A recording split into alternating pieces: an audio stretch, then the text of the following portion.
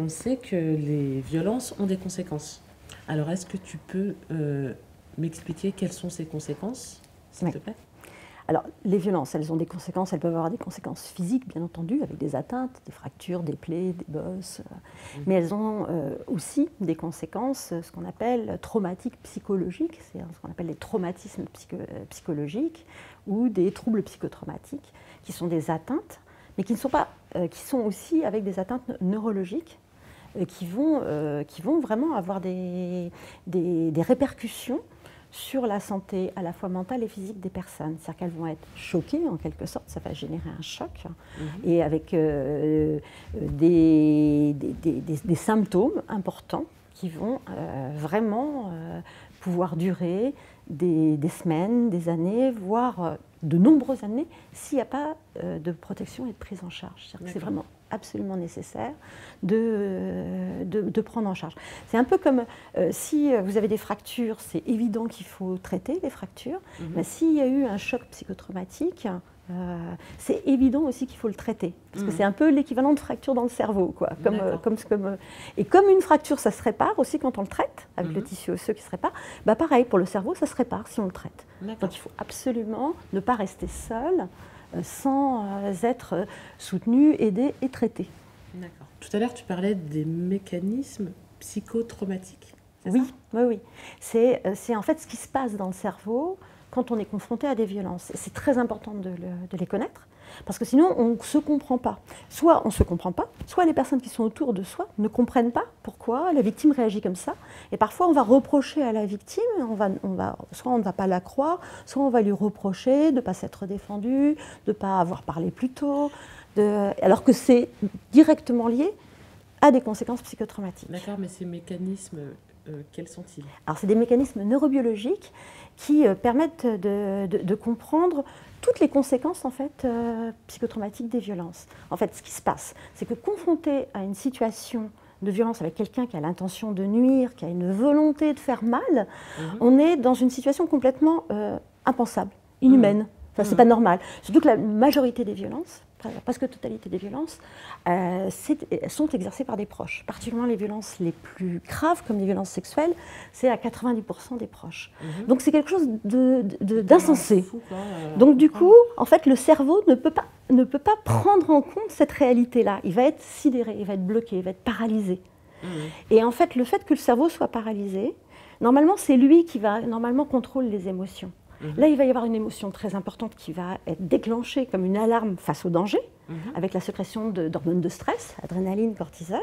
Donc, il y a un état de stress, et normalement, c'est le cerveau qui contrôle ce stress. Sauf que là, comme il est paralysé, le cerveau, donc la personne, elle est sidérée, on appelle ça la sidération. C'est pour ça qu'elle ne peut pas réagir, elle ne peut pas parler, elle ne peut pas se défendre, on va lui reprocher.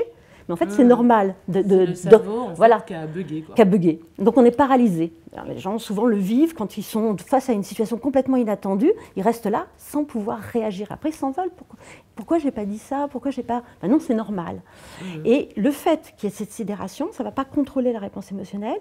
Et ça, la réponse émotionnelle va monter avec un stress extrême qui peut en fait attaquer au niveau cardiovasculaire et au niveau neurologique. C'est-à-dire que ça représente un risque vital. On pourrait quasiment mourir de stress. Mais heureusement, dans le cerveau, il y a un mécanisme de sauvegarde qui est exactement comme dans un circuit électrique qui serait en survoltage, va faire disjoncter le système pour qu'en fait, il n'y ait plus cette réponse émotionnelle. Il faut arrêter la réponse émotionnelle. Alors ça donne une sensation très bizarre parce que les violences continuent, mais d'un seul coup, on est déconnecté de ses émotions. C'est comme si, en fait, la personne qui vit la violence, comme si elle n'était plus là. Comme si elle n'était plus là, comme si elle était déconnectée de ce qui se passe, comme si elle était spectatrice de l'événement, extérieure à l'événement, et ça donne une sensation d'irréalité. On vit quelque chose, mais on n'a plus les émotions, on n'a plus la douleur non plus. Et cette dissociation, en fait, elle donne cette impression d'étrangeté, d'irréalité. Elle fait que la victime ne va plus ressentir la douleur et elle ne va plus aussi pouvoir se défendre, parce qu'on se défend avec ses émotions. On se défend avec sa révolte, donc à la fois le cerveau a bugué et puis il n'y a plus les émotions pour pouvoir agir. Et aussi ce qu'il faut voir, c'est que quelqu'un qui est dissocié, et la personne peut rester dissociée longtemps, surtout si elle reste en contact avec l'agresseur. Tant que l'agresseur est là, il y a un système dans le cerveau qui est une alarme qui va s'allumer continuellement, donc ça va bugger continuellement et ça va se disjoncter continuellement. La personne va rester dissociée et du coup, c'est comme si elle était indifférente. C'est-à-dire que les gens autour ne vont pas comprendre parce que elle va par exemple essayer de dire ce qu'elle a vécu, mais quasiment en souriant ou en étant l'air détaché. C'est parce qu'elle est dissociée. Mais ce n'est pas du tout parce qu'elle s'en fiche. En fait, plus elle est traumatisée, plus elle est déconnectée.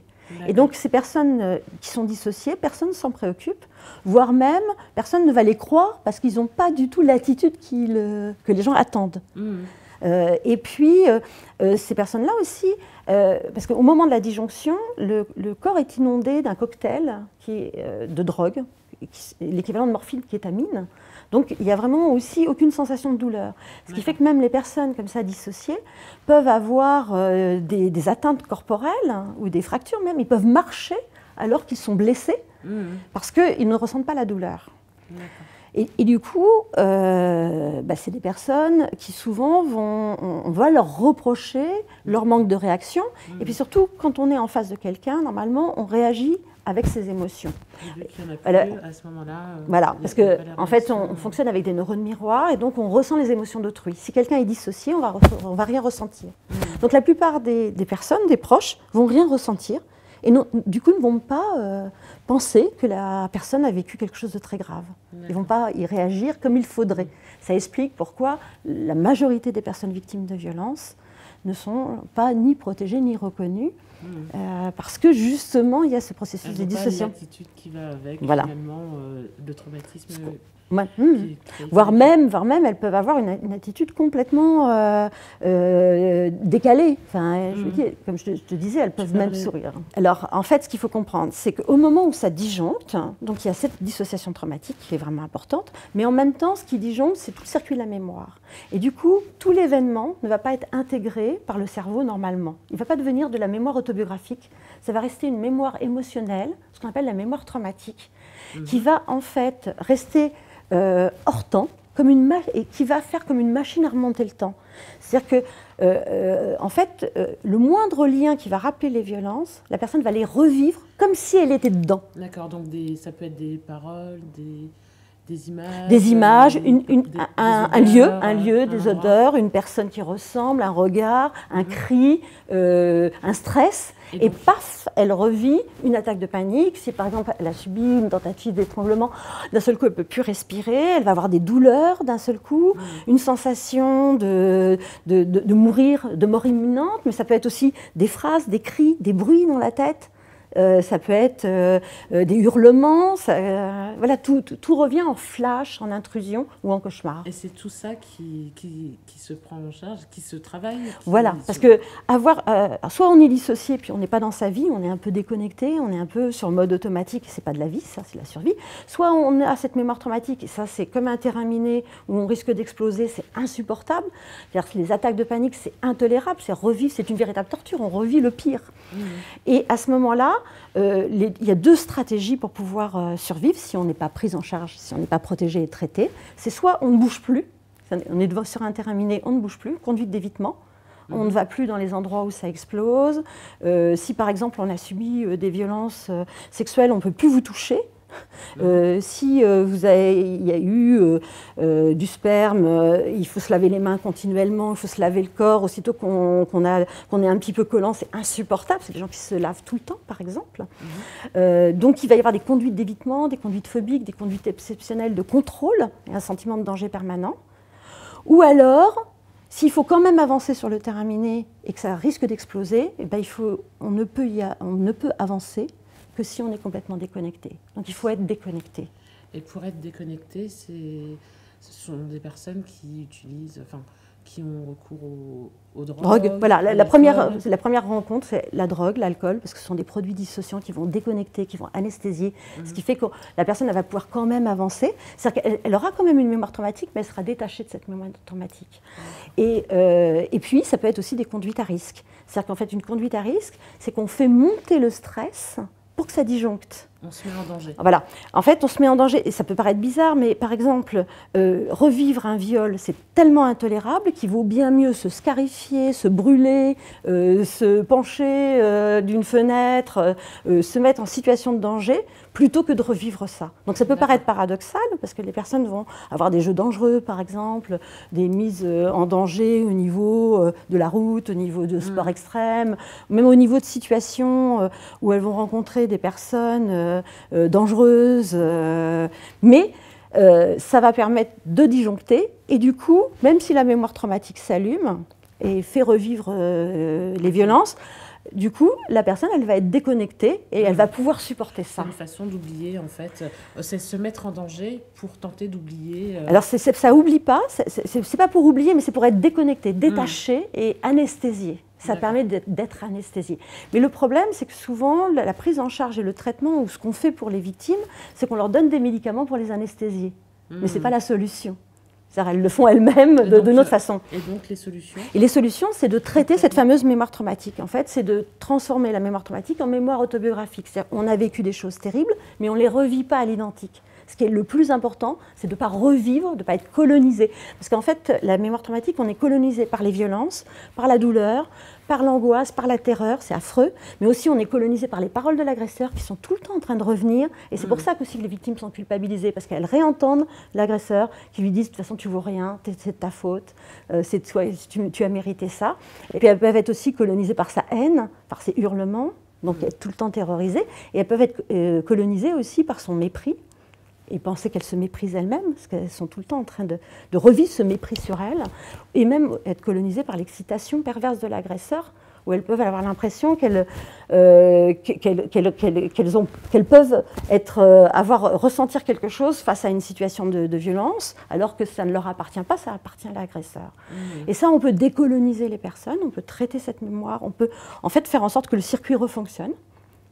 Voilà. Et puis, il y a une neurogénèse, c'est-à-dire que le cerveau a une capacité de réparation. Les circuits se remettent en place avec un traitement.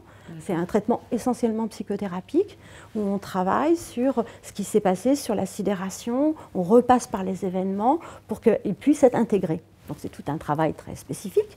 Mais au final, on n'est plus colonisé, on a vécu quelque chose, mais c'est de la mémoire autobiographique. Quand on a une mémoire autobiographique, on peut parler d'un événement en disant, par exemple, j'ai eu très peur, mais on n'a pas très peur. Quand on a une mémoire traumatique, si on évoque l'événement, on est de nouveau terrorisé. C'est là la différence. Donc le traitement, ça n'a pas pour but d'oublier ou de ranger, ça a pour but que ce soit vraiment placé dans le temps et dans l'espace. Voilà. Quelles sont les conséquences physiques de toutes ces violences? Alors, donc là, on a parlé des conséquences psychotraumatiques, donc conséquences psychologiques qui sont des conséquences normales, hein, j'insiste là-dessus, et que c'est tout à fait normal, c'est pas lié à la personne, c'est lié aux violences qu'elle a subies. Et ces conséquences psychotraumatiques vont aussi avoir des conséquences physiques, qui vont être liées au stress que génèrent les conséquences psychotraumatiques et aussi aux conduites dissociantes et des mises en danger. Donc c'est essentiellement des conséquences avec des conséquences par exemple cardiovasculaires, des douleurs chroniques, une fatigue chronique, ça peut être aussi des troubles immunitaires, c'est des gens qui vont être beaucoup plus malades, et avoir subi des violences peut être un des déterminants principaux de la santé, même des années après, sauf toujours si on prend en charge et si on traite. Et puis, il peut y avoir des troubles alimentaires, des insomnies, et puis on n'en a pas parlé aussi, on vit un véritable enfer dans ces cas-là. Il peut y avoir des risques suicidaires, des idées noires, des idées suicidaires et des tentatives de suicide. Et donc, il faut absolument se préoccuper des personnes qui présentent ces troubles, qui présentent justement des souffrances comme ça importantes, des troubles des conduites. Au lieu de se dire qu'ils font n'importe quoi, se poser la question, mais qu'est-ce qui a bien pu leur arriver, de pourquoi? Et du coup, les médecins sont en première ligne aussi pour poser la question, et ce serait normal qu'ils la posent, de savoir qu'est-ce qui s'est passé, puisque les conséquences sur la santé sont vraiment importantes, et de ne pas laisser les personnes à se débrouiller seules avec des conséquences très lourdes. Je le répète, ce n'est pas lié à elles, c'est lié aux violences qui ont été subies. Ce sont les conséquences des violences subies. Voilà, ce sont les conséquences des violences subies. C'est vraiment important et c'est normal d'aller mal si on a subi des violences. Mais on peut aller mieux et puis il faut être protégé. Donc il faut vraiment que tout le monde se préoccupe des violences que subissent les personnes. C'est très difficile quand on a subi des violences d'arriver à parler. Donc il faut aider les personnes à parler, il faut leur poser la question, il faut se préoccuper de ses proches. C'est ça, et c'est difficile d'en parler, et c'est surtout, ça doit être très compliqué de ne pas être compris. Oui, c'est une maltraitance supplémentaire, c'est une injustice supplémentaire. Et souvent, on reproche aux victimes des conséquences qui sont des conséquences normales. Alors, soit on leur reproche pour dire que c'est n'importe quoi ou que c'est la preuve que ça n'a pas existé, soit aussi on va considérer qu'en fait, ils sont des malades mentaux, c'est qu'ils ont des On peut étiqueter des personnes qui ont des troubles psychotraumatiques comme psychotiques ou comme avec des dépressions massives ou des troubles de la personnalité, alors que non, c'est des troubles psychotraumatiques et ça se traite et surtout, il ne s'agit pas de bourrer de médicaments les personnes. Il y a des traitements spécifiques qui passent essentiellement par la psychothérapie.